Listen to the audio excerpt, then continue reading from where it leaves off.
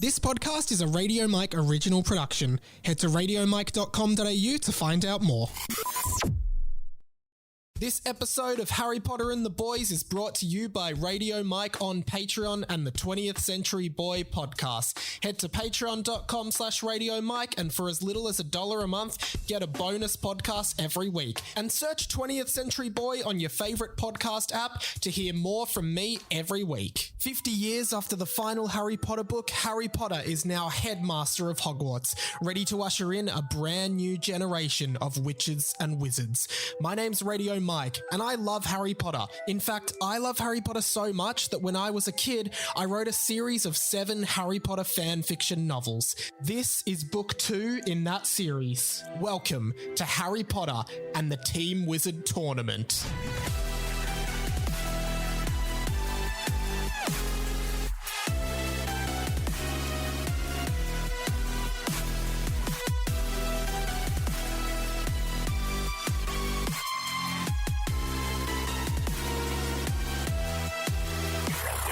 Hello, Hamoras, everyone. Welcome to an Owl Post edition of Harry Potter and the Boys. These are news kind of update episodes of Harry Potter and the Boys. It is so good to be back doing book 2 of Harry Potter and the Boys, Harry Potter and the Team Wizard Tournament. It has been so fun sitting down with Sam and recording these, and I appreciate everybody who has reached out and gotten in touch about the book and what they think and how they've been enjoying it.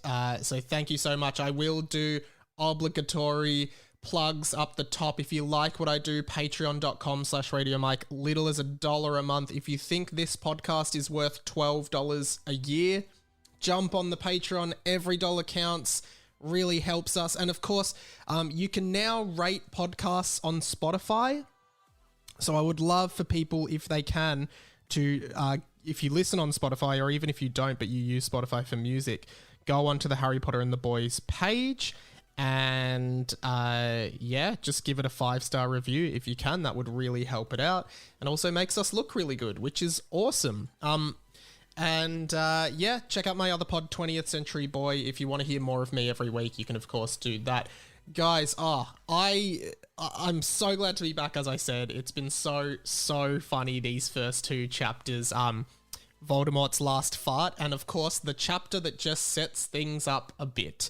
Got our first correspondence, of course, from Amy, the official correspondent of the podcast, who has stuck around. It feels like we've lost the other Amy, who was the foreign correspondent, but original Amy has stuck through us. I'm so happy. Hi, Mike. I'm so happy the pod is back for a new book. I'm feeling very smug about the Lockie and Gemini Jones evil twin theory, which of course seems to be a developing plot that was hinted at in the first book and eventually came or seems to be developing in this book.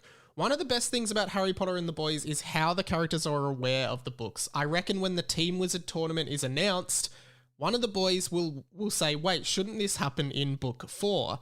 And have some sort of conversation with the narrator. Looking forward to seeing what happens next. Cheers, Amy, official correspondent of Harry Potter and the Boys. Thank you so much, Amy, for always sticking by the podcast and giving us amazing feedback on the podcast as well. Over in the Radio Mike Discord, which you are more than welcome to join, just send me a message on Instagram, radio.mike, if you want to jump into the Discord and communicate with other listeners of this podcast on a bunch of different topics. We have a thread that is specifically for Harry Potter and the Boys discussion.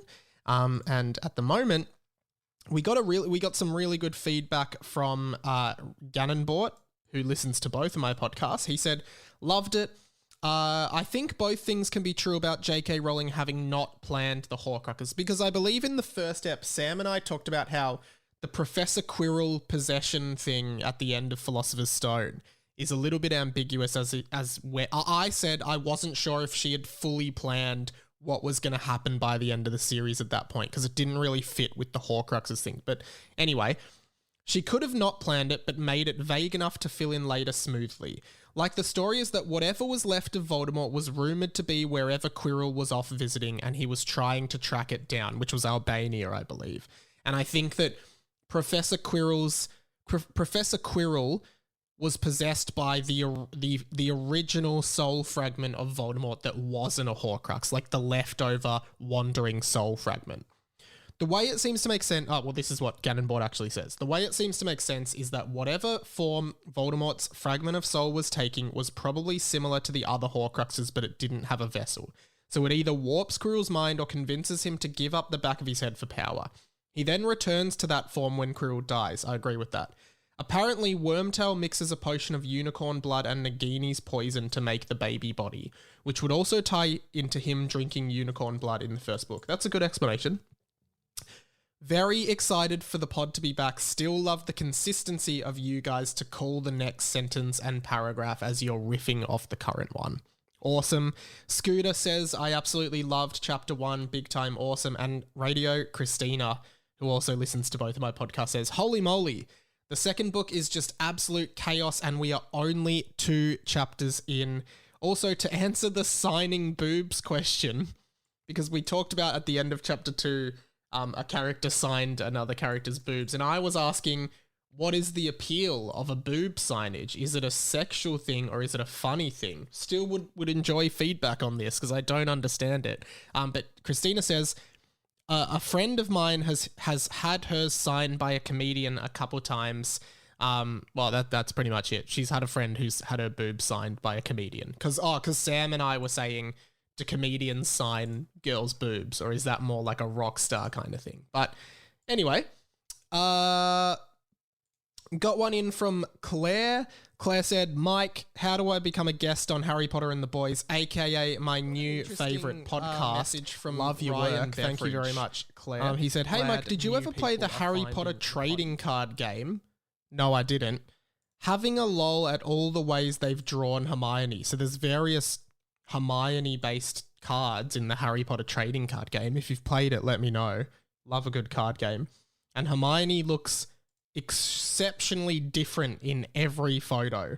Well, not photo, they're drawing. It's original artwork. It doesn't... I guess it is an official game because it's got the Warner Brothers copyright down the bottom. But like, you know, Hermione looks extremely different in every one. So that's a funny thing for us to just bring up in this. I guess that's what this podcast is all about. I talked over on my other podcast, 20th Century Boy, this week about how I have been reading the Lord of the Rings books for the first time, and I made the call that I think the Harry Potter books are much better written. Like, they're just better written, easier to follow books. I acknowledge that Lord of the Rings was written for a older demographic for sure. Like, the Harry Potter books are written for kids, and The Hobbit, which was the prequel to The Lord of the Rings, which came out first, was actually a children's book. So it would be interesting. I might read The Hobbit after I finish the Lord of the Rings trilogy, because maybe that'll read more like a Harry Potter book. But The Lord of the Rings, so dense, so unnecessarily dense, because I feel like, here's an interesting little tidbit, I feel like for me at least, the 3 biggest fantasy book series in terms of their legacy would have to be Lord of the Rings, followed by Harry Potter, followed by the Chronicles of Narnia. I've read most of the Chronicles of Narnia. They're all quite short. They're not... I don't think they're too good. And the Christian allegories, I don't like for obvious reasons. But yeah, I think obviously the Lord of the Rings was such a founding spot, or like an ideas generator, or like an influencer or a catalyst for the rest of what high fantasy would become. And Harry Potter isn't, I guess, high fan. Well, I guess it is high fan. I don't know what the distinguisher is, but yeah, I found it really interesting to read The Lord of the Rings, which is very different to Harry Potter. I've never seen the movies. I will be watching the first Harry Potter movie, the first Lord of the Rings movie, today, which will be interesting. So I might keep reporting back about that here on our post as well as over on 20th Century Boy, because I think it is interesting, because Harry Potter versus Lord of the Rings seems to incite a huge nerd war. So at the moment, yeah, like I really enjoyed the story of the Lord of the Rings, but again, having 30-ish years between the publishing, that there is a huge difference in writing style and what writing was, plus the demographic shift. So that's been interesting. Would love to hear if people prefer Lord of the Rings to Harry Potter. No shame in that. There is a few more little newsy updates on Harry Potter. A bunch of people sent me the thing where you say, hey Siri, Lumos on your iPhone. If you say, hey Siri, Lumos. Okay, I've turned torch on. It turns the torch on your phone on, which is an interesting little Easter egg. Some of you, if you heard that, might have heard I have the Irish woman Siri. I don't know why. I just decided which accent do I like best, and it was Irish accent. So I just always have Siri on my phone as the Irish Siri. But I think that's a cool, for a Harry Potter reference to be encoded into the hardware of an Apple product in 2022 is a really cool Easter egg and a nod to how popular Harry Potter is. As well as that, there was an update on the Harry Potter Hogwarts Legacy game, which is that open world Harry Potter game that has been kind of up in the air for a very long time. It was announced back in 2020, but we've pretty much seen nothing about it. The most recent update, though, is that it's going to release in 2022 sometime in September, which does seem kind of fitting because September is the start of the Hogwarts school year, which I think is pretty interesting. And it is coming out on pretty much every major console except Switch. So it's coming out on PC, PS4, PS5, Xbox One, and the Xbox Series S and Xbox Series X. So this game I'm really excited for. It does seem to be stuck in some kind of development hell. So, hopefully it comes out, it does end up coming out and doesn't end up getting shelved or something, which does happen a lot in the gaming industry. But I think a fully open world Hogwarts kind of game would be so awesome for fans. And I reckon even if you're not a gamer, you'd really like it. I think if they do it right and it's really immersive, this game could be really, really, really fun. And one more thing to kind of circle back to what I was talking about before. This is interesting because recently there is I think an Amazon original Lord of the Rings series that is coming out this year. It's called The Lord of the Rings, The Rings of Power. Now, the reason I bring this up is because I think it's really good for Harry Potter and for the Wizarding World franchise that a franchise like The Lord of the Rings is getting an original series, because if something like this is very successful, which I assume it will be, Lord of the Rings is such a huge franchise with such a big and strong legacy. I think it is highly likely that HBO will continue developing some kind of Harry Potter spin-off series. And in the past, I've suggested the Voldemort TV series or the Marauders TV origin series. I think both of those would be really good ideas. So, if they continue to expand the Wizarding World franchise the same way they're expanding Star Wars, now Lord of the Rings, and, the Marvel Cinematic Universe has heaps of Disney Plus original series. Star Wars has Mandalorian, and now they've got the Boba Fett show, and soon they'll have the Obi-Wan Kenobi show, which, features Ewan McGregor and Hayden Christensen as Obi-Wan and Darth Vader. This is really what we're seeing now with these big high concept franchises like Star Wars, like Marvel, like Lord of the Rings, these big, super profitable franchises. The idea of them is, at least to me, the canon needs to expand into every medium.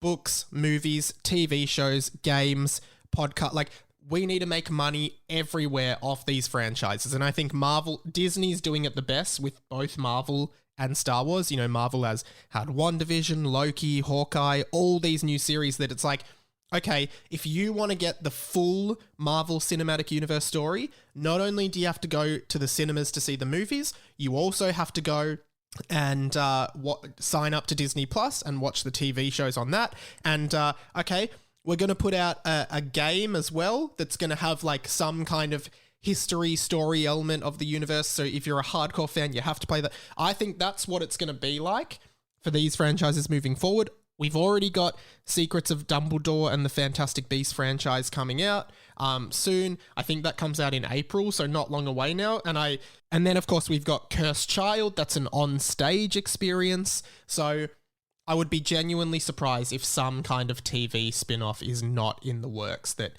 fans will want to see.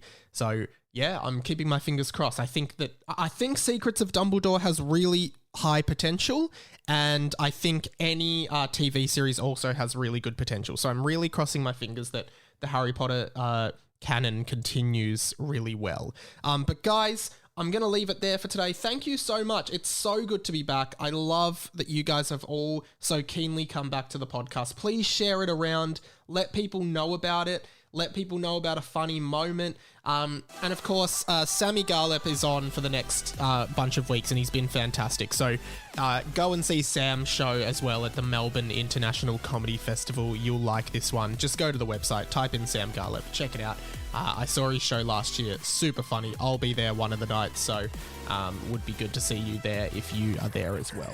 Guys, can't wait for chapter 3 this week, which is another really, really funny chapter that takes a funny turn of something that did happen in the Chamber of Secrets. So looking forward to it, guys, and I will speak to you very, very soon. I'll see you later. Goodbye, Hamoras.